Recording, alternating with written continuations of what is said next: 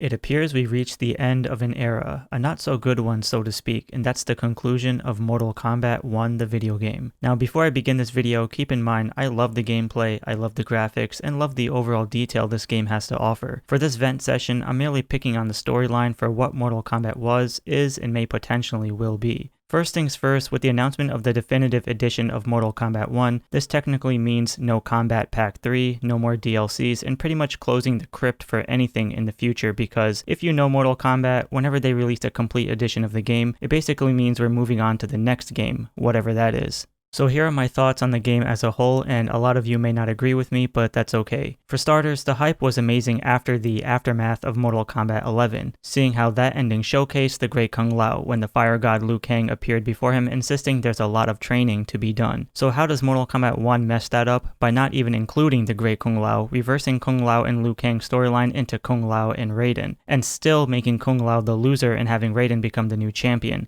A lost potential right there. Second, the introduction of Damashi was familiar if you played Mortal Kombat's Deception's Conquest mode, and bringing back Kronika as a host was I guess okay, but allowing it to be Shang Tsung all along was completely stupid, and a big missed opportunity for something great. Sure, the game was reintroducing a lot of things and swapping storylines left and right, but one of my biggest gripes was showcasing the Deadly Alliance again, assuming that the Dragon King could be and should be in the next Combat Pack or DLC expansion mode, because we briefly see Onaga in one of the endings of the game, and that would have been freaking awesome. But what does NetherRealm do? They give us Havoc as the main bad guy. Now, technically this isn't a bad thing as I did enjoy it for some aspects, making him the Thanos of the MK universe because Ed Boon is a diehard DC and Marvel fan. But where the shit hits the fan is introducing us to the MK multiverse, which not only confuses the entire future of MK, allowing that anything is possible, but it basically shits on the established franchise from Mortal Kombat 1 to Mortal Kombat Armageddon, since Mortal Kombat 9 went back in time. Liu Kang still made poor decisions, had no idea what he was doing, although the Timekeeper was cool in his own way, but it really feels like Liu Kang learned absolutely nothing from prior games and just turned everything into a mess.